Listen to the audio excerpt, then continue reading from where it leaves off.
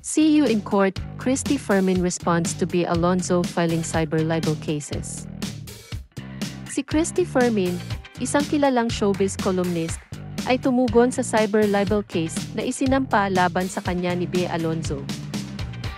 Inihayag ni Bea noong Mayo 2 ang kaso laban kay Christy, Ogie Diaz, at iba pang co-hosts dahil sa umano'y mapanirang impormasyon.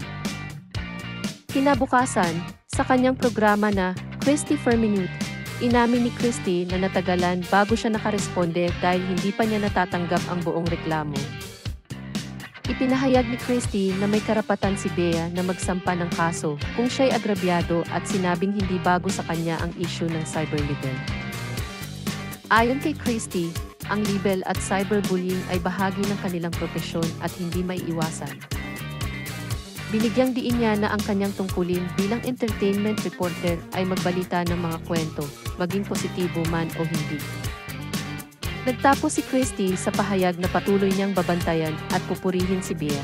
Ngunit paalalahanan din kung may pagkakamali.